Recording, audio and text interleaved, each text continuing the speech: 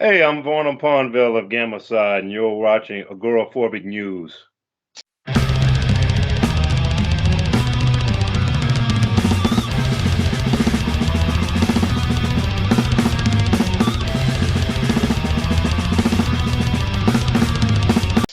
Hey, Milos here of Agoraphobic News, this time with Varnam Ponville of Gammacide. Hello, sir, how are you?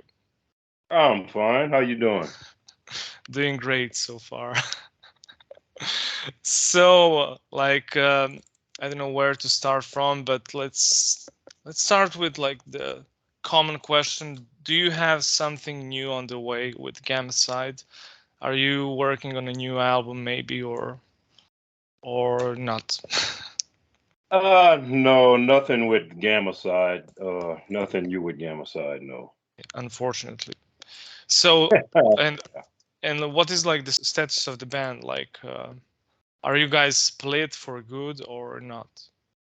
yeah, we probably shut down for good, man. There's That just really not any. Nobody has any interest in doing anything with it.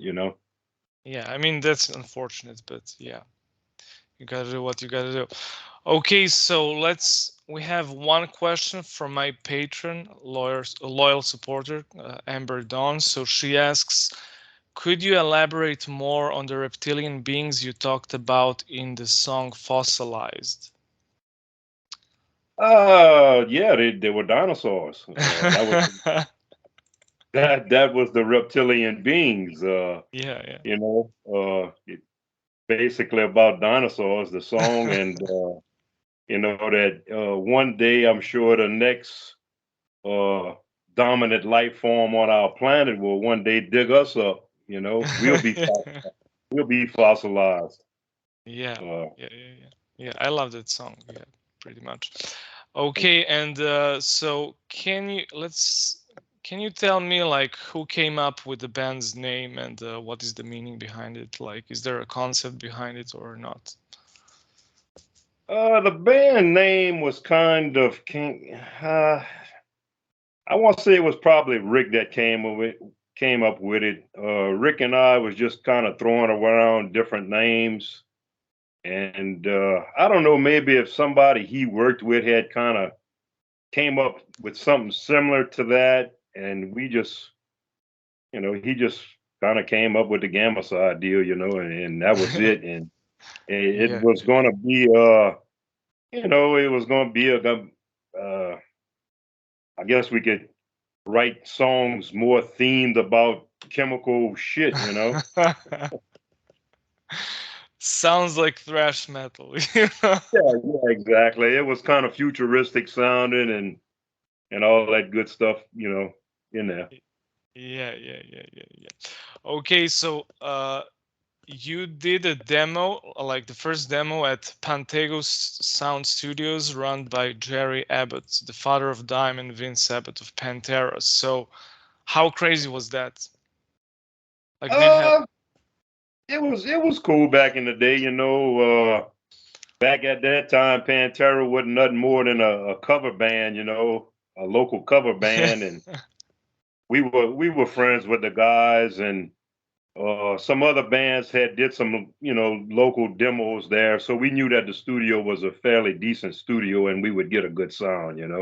Yeah, And and Daryl and Vinny's dad, he was familiar with metal, so we figured yeah, it was a good deal. yeah. And so you used to know Vinny and Dime, right? Oh yeah, we were all good friends. We all lived in the same little area in Arlington, Texas, and we always hung out together. Yeah. And do you maybe have some story with them, including them, or something like that? Some funny Oh story man, or something like there's so many stories with Daryl. that. Daryl was a big prankster, and Yeah. anytime you went out with him, it was gonna be a good night, and so damn sure you were coming home drunk. Yeah. I mean, it's a pity because they both passed away. So yeah, it's just Yeah. a tragic loss for us all. So yeah. And so, can you tell me what are your like biggest vocal influences as a singer? Yeah, well, I guess my biggest vocal influence would probably be Ozzy and Dio. When I first started singing, I was like, shit, if Ozzy can do it, man, so can I. And That's the I guess spirit. that's just I guess that's just where I started, as far as singing and who inspired me to be a singer and write songs. I would have to say Dio had a lot to do with, Ronnie James Dio. Yeah. As time went on and I got into more and more heavier stuff, uh, the first Iron Maiden album, Paul Di'Anno, he was a huge influence on me.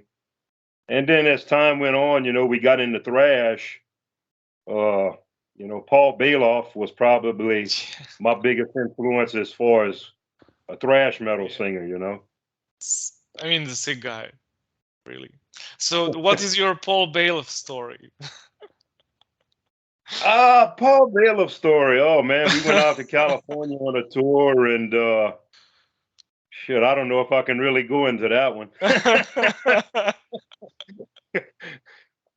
Yeah. I Back wonder why. back Yeah. in the Gammacide days, we were all fueled by some chemical substances, and Yeah. So he was really like a crazy guy, right? Baloff. Oh yeah. Yeah, he was like to me like one of the most iconic, thrash metal singers of all time. He Yeah, had this yeah, that's voice, right. like screaming voice that nobody had on Bonded by Blood, like nobody Yeah, sang like that. It's just screaming like a maniac. exactly. Like I said, that would probably be my biggest influence as far as singing thrash, Yeah. him And and Tom. but when I'm listening to Gammacide, I hear like your voice reminds me of Sean Killian of Violence. Yeah, people always say that, and to be honest, I really never heard Violence until after we had recorded the Victims of Science album. Uh, Yeah. you know, Violence was out on the West Coast, and I think they may have came to Texas one time, and I think I may have even seen them play. But as far as really listening to the band and knowing anything about them, Yeah. before we recorded the Victims of Science, I really knew nothing of the band, Yeah. until later on. Uh, yeah, a lot of people do compare us. I think it's more because we have an original sound in our voice, and we're not trying to sound like anybody else. Yeah, of course. Yeah. Okay, and so would you consider Gammacide like a thrash metal band or maybe even a death metal band? There's some blast beats going around or stuff like that, or maybe extreme thrash metal or whatever, Well, back in the day, when we were doing our thing, the death metal was just starting to happen, Yeah. and uh, we were a thrash metal band. We prided ourselves in being super fast, super tight. We wanted the vocals to be understandable, but very aggressive. And that was my game, just to sing fast, sing thrashy, but make it still understandable. And that's pretty much what we were shooting for. We just wanted to be a thrash band, the fastest, most brutal thrash band that ever existed. we basically just tried to top Angel of Death and Bounded by Blood is all we really did. Yeah. And do you think that you succeeded in that or not? How do you feel about I think we did succeed in it. It's up there in my opinion as far as just all out thrash. Bounded by Blood was thrash metal from front to back, and so was Rain and Blood, and that's pretty much what we did with Victims of Science. There's no let up from beginning to end. It's Yeah. just a onslaught of brutality. Exactly, yeah. So, and can you explain like the idea behind the Victims of Science album? Like, is it like a concept album or not? No, it wasn't really a concept album. A lot of our songs had to do with kind of chemical effects on the human, population on the earth. But no, it wasn't really. We didn't consider it a concept album. That was just the vein of the the themes that we wrote. Most of our lyrics was about. It wasn't all about any kind of concept. Yeah, yeah. And so, did you come up with the album title or not? I think I may have came up with it. Either I or Rick Perry. I'm not sure which one of us wrote those lines in the song "Victims of Science." It was probably me. I can't really remember right off the bat. Yeah, yeah. And like, I mean, the album title is so sick, you know. I was like, when I heard it for the first time, like I was shocked, you know, like Victims of Science, because of all of these crazy Cold War experiments and stuff like that. Exactly, Yeah, exactly. Yeah, we're all just victims of somebody's science. yeah, Cancer. It just yeah. the So whole.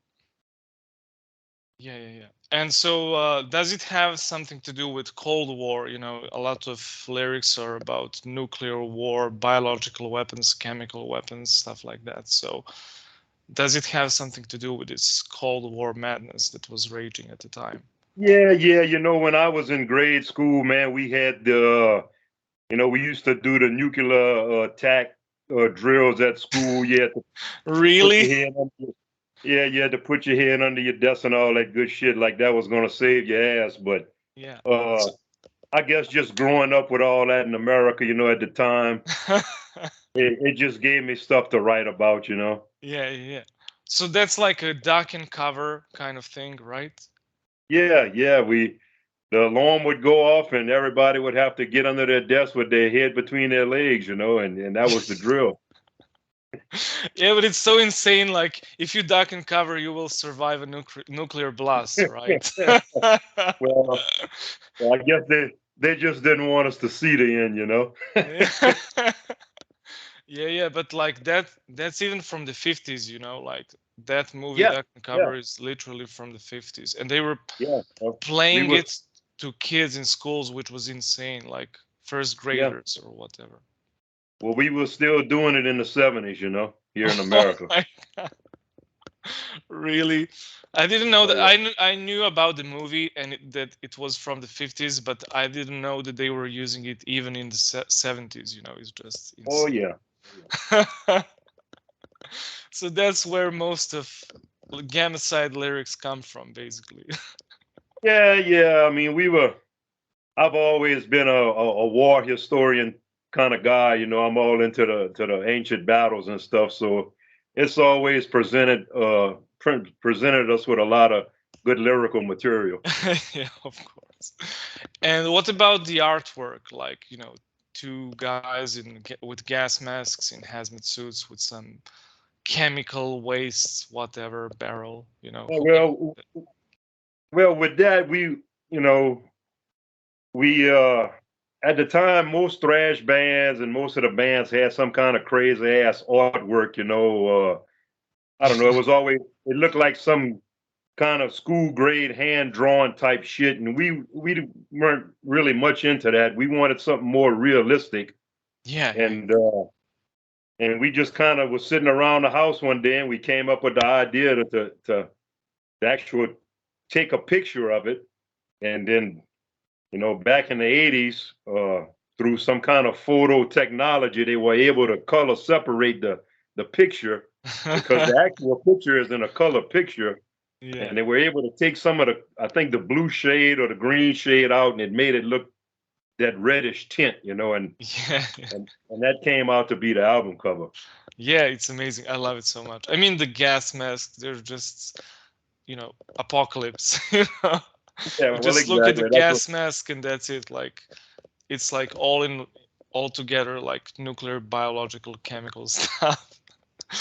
Well, as time kind of went on, our idea about the Gammacide actually being a real chemical kind of took hold. Yeah. We kind of started coming up with the idea that there was an actual Gammacide chemical that had been spilled out and onto the earth. And it was kind of mutating plant and animal life on the planet. That was kind of our idea behind it. Yeah, yeah, it's so sick. I love it, like and but is there like some event that inspired you, like something that happened in the 80s, like the whole concept of the album, like, the lyrics? Was there some historical event that, that you drew No, inspiration from? no, no, nothing. Nothing specific. Just at the time, like I said, we were still uptight with Russia, and Yeah. it was still a nuclear threat as far as we were concerned in the Yeah. United States. So uh, we just wrote songs about that, and of course, a lot of the other Gamma Side songs are kind of based on sexual type stuff. You have Is you have Walking yeah, Plague, and Walking Plague, yeah. we drug, sex, and rock and roll. It always sells. With mutants and Yeah, yeah, radiation all over it, probably. yeah, exactly. Yeah, that's really sick. I love it.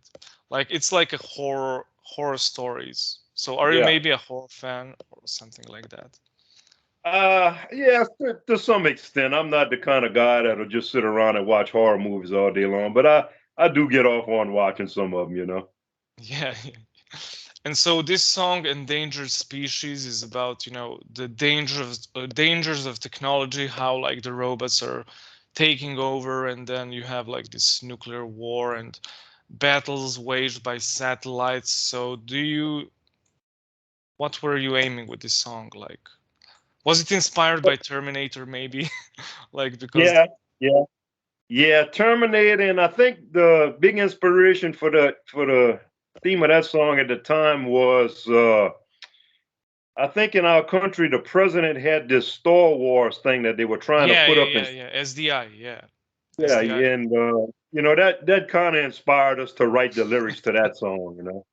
Yeah, that's That insane. that Like one Yeah, that one day, war is going to be fought by machines, and men will probably just be hiding in some underground bunker.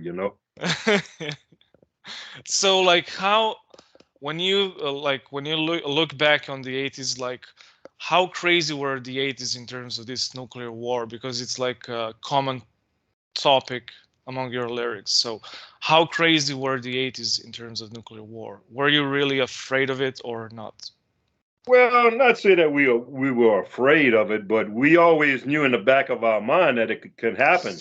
And, and and the strange thing about it is, it looked like it might actually happen again. Yeah. So So here in America, we always thought that there was a threat from the Soviets as far as a yeah, nuclear attack. yeah, yeah, absolutely. And so when you compare it like with today, like were 80s even scarier than today or not in terms of this nuclear all out nuclear war? Uh, I think it was probably more a little scarier back then because I I don't know. I guess it was still fresh in people's mind about Pearl Harbor and World War II.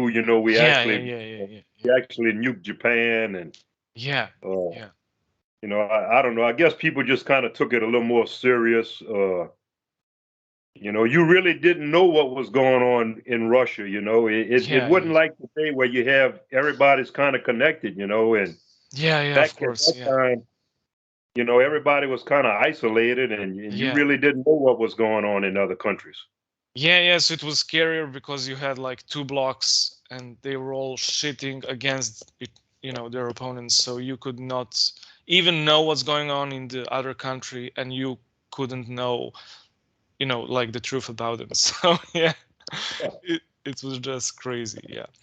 Okay, and so like in the song Gutter Rats, there's like a Red Dawn reference. So is this like a reference to the movie of the same name, like Red Dawn? You know, like this No, Cold War no, movie, or is it no, like? no. I know the movie you're talking about, yeah, but it had nothing to do with the movie. Uh Yeah, that yeah, song that's right there, yeah. Gutter Rats 2 was just kind of inspired where we thought the Gammacide had been poured down into the gutters and it started to mutate the rats Yeah, into, these flesh-eating beasts, yeah, it's so sick. Yeah, like the nuclear rat apocalypse. Exactly. Uh, Yeah, it's so sick. And also like this chemical imbalance is that song about experiments on human subjects, right? Chemical imbalance was more about just somebody going insane. And, it was because their chemicals in their brain wasn't quite right, They had a chemical imbalance in their own mental capacity, and they just were slowly going insane and having, delusions, and that's more or less what it was about. Just somebody slowly going insane from having a chemical imbalance of their brain. Yeah, right. Okay, and so like, are you happy with the legacy of Gammacide? Like, are you? Yeah, I am, man. I think with since the advent of the internet, the album has reached far more people than it ever did when it came out. Yeah, And I think a lot of people really dig it. It's like I said earlier, it's just straightforward, brutal thrash metal. Nothing very pretty, just violent and fast. And you yeah. know, what- And I did you think a have? lot of Yeah, I think a lot of newer people that never heard it before, or the people that's getting onto it. yeah. And did you have some tours at the time, like back in the 80s? Did you have a tour with some other bands? Oh, yeah, man, we played with just about everybody except Metallica. Uh, uh, when the album came out, we did a small U.S. tour, and from the whole time the band was together, we would tour the Southern United States, and we did that for 8 to 10 years while we were together. Yeah. And so, but Gammacide is from Texas, right? Yeah, yeah. So, what was the scene like in Texas? Because like I know about West Coast, Bay Area stuff, but no, I don't know much about Texas scene. Well, the scene in Texas was badass back at that time. I was originally from Louisiana, and when I was living here in Louisiana at that time, it was all cover bands. Yeah, Nobody wanted to play original music, and ever since I was 8, 9, 10 years old, I was always a songwriter. I would always want to write my own songs.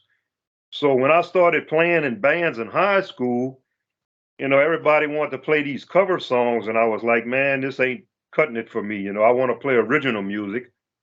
And I had heard from some friends that had moved up to Dallas, to the Dallas Fort Worth area, that most of the bands up there were original bands. yeah. So I said, well, me and a guy that I was playing in a band with, we decided, what the hell, let's move to Dallas. So that's what we did. And yeah, man, when I moved there, the scene was just unbelievable.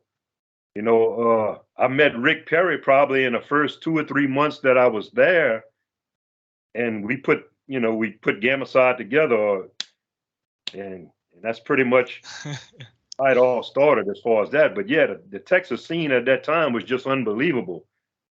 What really, did it for me as far as the Texas scene, there was a lot of bands, but every band was very unique and original to itself. None of the bands sounded the same. Yeah. So that really interested me a lot, and thankfully I met Rick, and we got it going with Gammacide. Yeah. And so, can you name some of the local bands from Texas that were like big at the time? Oh well, when I first moved there, I mean the first band that really that kind of blew me away was Rotting Corpse. As far as playing thrash metal, I mean they were pretty much a Exodus type thrash metal band, and they were the first band that really caught my eyes as far as a local band. And then there was Rigor Mortis too. They were playing at that time when I first moved there. I'd have to say they were probably the two biggest bands that caught my attention. Of course, everybody's going to say Pantera, Yeah. but when I first moved to Texas, like I said, Pantera was a cover band, Or a and glam band.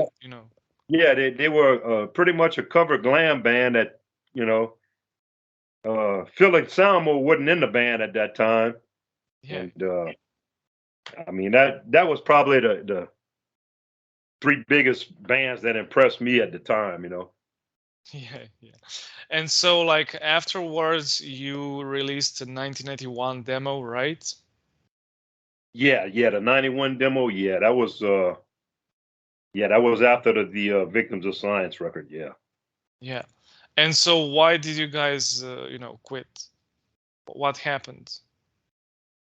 Well, we recorded the '91 demo in hopes to get a better record deal. Uh, we had put out the first record, Victims of Science, on Wild Rags. And Wild Rags, at the time, we were thankful that they put the record out because we really didn't have any other label that was interested in putting anything out by us. So they put it out. But the thing with Wild Rags was you had no tour support, you had no management, you had no booking agent. You were still pretty much all on your own. We had paid for the recording of the Victims of Science ourselves, you know. So we were just kind of hoping to get a better record deal with the '91 demo. We really didn't sell it to the public. Of course, a few friends got copies here and there, but it never was officially released by the band. Yeah, yeah. So that's basically why, Gammacide was doomed to fail, right? Right? Well, we put the '91 demo out, and we probably stayed together again for maybe another year or two. Uh, and people within the band, Rick Perry specifically, started getting frustrated, I guess, because we couldn't secure a better record deal, and death metal was kind of starting to take over, and the labels were more interested in death metal. So Yeah, yeah. at this point too, we had gotten rid of our bass player, and we could never find another replacement for him. So in the downtime in between us looking for a bass player, Rick Perry kind of started doing his own thing with Puncture, and Yeah. I started kind of writing my own songs too. So the band we just kind of never really broke up, just never got back together to play again. Yeah, yeah. Unfortunately, yeah. And so you said like it's because of death metal, but what about grunge? Wasn't like grunge what killed thrash metal, Like in my head it's grunge, not death metal, Like Well, grunge, at that time, grunge, I guess it was just coming out around that time. But in our scene, grunge wasn't really no big thing. We still had a lot of fans as far as people that listen to our music. yeah, yeah, It's yeah. just that we didn't have any kind of labels that wanted to put the shit out. Yeah, yeah, yeah. We Unfortunately. couldn't afford to just keep doing it ourselves. I mean, it was costing us a lot of money to Yeah, record records, and we never recouped any of our money back. You yeah, know. yeah, yeah, yeah. So like, you can say that thrash ended in 1901 and then death metal like was falling apart in 1983 and then you have like this outbreak of grunge like Yeah. across. Yeah, so that's Well, what killed both, yeah. commercial wise. So yeah, that's crazy. And I forgot to ask you, like, like thrash metal bands, most of the bands are like about nuclear, biological, chemical weapons. So where do you think that all of that comes from? Like, why was that like the main theme in most of the bands? I guess because we didn't want to write about fucking chicks, you know. I I don't know. Yeah. It just was always something cool to write about. It was always something that I was into, you know. Yeah, yeah. I It's don't sick. know. It's bro. I guess there was a few bands at the time that kind of wrote about the chemical nuclear type thing, you know, like us, but Yeah. I don't know. And does it, like, Victims of Science, have something to do with Chernobyl or stuff like that? Because it was the recent, like Chernobyl No, was 86 or stuff like that. So it's like a couple of years later, and you have like a Gammacide album. yeah, well, I'm sure it crossed our minds, you know, it's all in that general area of shit, you know, Yeah, just nuclear contamination. yeah. It's insane. Yeah. And so, can you tell me something about your musical tastes? What do you like to listen to, like, nowadays? Man, I'm nowadays I tell you the truth, I listen to the same thing I did when I was 20 years old, you know, Iron Maiden, Dio, Judas Priest. I mean, that's the kind of stuff I listen to, and I listen to it to this day, you know. Uh Michael Schenker, Scorpions. I mean, Yeah, that's the kind of stuff I listen to. yeah, I do still listen to thrash, and when I listen to thrash, it's going to be Exodus or Creator or Destruction, you yeah. know, Slayer. I mean, that's the kind of stuff I listen to. And were you guys inspired by the German thrash metal scene, because it was like more extreme, I think, when compared with it was like Yeah, more leaning toward death metal, at least. Like, yeah, not like. we were very influenced by the German thrash bands. Yeah, Destruction and Creator. I probably well, I remember getting the first Destruction album as soon as it came out. So I already was hip to German thrash bands, you know. Yeah, And they were of course one of my favorite, Destructions and Creator. And yeah, yeah, I would say it influenced us a lot, you know. Me and Scott, we listened to a lot of German thrash yeah. back in the day. And so, when you compare both scenes, like, what was the main difference to you, like German scene and American scene? So what was like the main thing that was dividing the scenes? I think the German bands were a little more raw. Uh, Yeah, I yeah, think some of the American thrash bands tried to have a little bit more of a clean vocal. Uh, yeah, you know, and the German bands were a little more raw and just a little more intense. I always found, except for you got Exodus and Slayer. You know, I mean, yeah.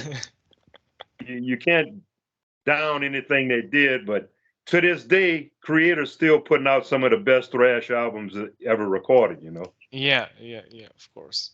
and And when so it, is the yeah, continue, please. Yeah, yeah, and like I say, so is Destruction. You know, their last record is a killer record. You know. yeah. And so, who was like the most violent band in the 80s? Like, who had like the craziest shows? Like the biggest mosh pits? Like, was it Uh, Exodus or somebody else? I don't know. Like, who was the craziest band of all time oh in man, the 80s? In terms shit, of all the mayhem that they produce on stage and like in the pit. I don't know. I've been to some very violent gigs. You know, it's hard to just pin one down. I mean, in my mind, one of the most violent I ever had been to, as far as pit, was Carcass and Creator. I want to say, and us, Hmm. Gammacide. Uh, Yeah, sick. yeah, that was one of the. If my memory serves me right, I want to say, yeah, that was one of the most violent shows. Like I said, I've been to so many. So many. I remember playing so many Gamma Side gigs where after the show there would be so much blood on the front of the stage, you would think somebody was murdered, you know. But it was just it was just a bloody show. You know, somebody got cut up or broke up, and Yeah, yeah. it was just the fun of the night. You know. Yeah, but why do you think like the scene was so violent at the time? Like, I mean, I know that people were like metalheads were fighting with skinheads and punks and other like they were all like gangs, you know. So was that the main Yeah, reason why the scene was so violent? yeah. Well, sometime in Dallas, when we would play in Dallas, they had a lot of skinheads there, and they would try to come out to the metal shows and start some shit with the long hairs. Yeah, That was always some crazy shit, you know. But yeah, I don't know. It was all just good, friendly, violent fun, you know. yeah. With murder in the front row, you know. Like, Exactly. Yeah. yeah, amazing. So do you miss these shows like from the 80s? Not really. Why? No, no. Uh, I still go to gigs, man. You know, I still go to shows, but I tend not to get in the pit like I used to, you know. Yeah, yeah, yeah. Of course, yeah. Like we're too old for the pit. Yeah, At least I'm too old. well, I'm getting there too. Yeah. And so, like, can you name like five favorite albums of yours? Like, what are your My favorite? five favorite. Uh, well, I'm not gonna say like number one would be my most favorite. I'll just give you five of my favorite albums that uh one would probably be the first Rainbow album, Richie Blackmore's Rainbow. Iron Maiden's Peace of Mind is just an album I continue to listen to constantly to this day. Uh Scorpions In Trance is another album that, you know, blew me away from the first time I heard it. Uh Merciful Fate, Don't Break the Oath Yeah, is another one amazing. that yeah. And probably the last one would be Bounded by Blood. Yeah, You know, that, yeah, yeah. That one would be my number one from all of these that you mentioned. So yeah, yeah. yeah, amazing. Okay, so do you have some last words for this interview? Oh man, no, I appreciate, you know, I appreciate you giving me the opportunity to do it. If anybody wants to check out some of my new music, you know, go to my website and check it out. And Yeah, yeah. So, you know, can you tell me something about your new band? well, right now I don't really have a band, but in 2019 I did release a record, and that's the latest thing that I did put out. It's under Varnam Ponville's Cauldron. Name of the record was Of Unknown Origin, and that's the last thing I put out. With all the Corona shit, pandemic shit going on, you know, that happened right when the album came out. Yeah, So when that happened, the band kind of we all just kind of said fuck it and stay at home, you know, and nobody's really gotten back together since then. So yeah. It's like Victims of Science Part 2, but in yeah, real life. yeah. I I still, you know, been writing songs, and I do have plans to get in the studio here pretty soon and record another record. But as far as who's going to be on it and who's going to play on it and where it's going to be recorded and all that good shit, I have no idea. Yeah. Yeah. Okay, so thank you so much for your time and have a nice day. All right, man. I appreciate it. Yeah, yeah. See ya. Thank you so much. All righty. Thanks. Bye-bye. Bye. Hey people, I hope you enjoyed this episode of Agoraphobic News. Please like, share and subscribe to our YouTube channel to help us grow. You can also support us on Patreon by becoming one of our patrons. And big shout out to our patrons Amber Dawn and Season of Mist for supporting our work. So stay tuned for another interview and keep it metal.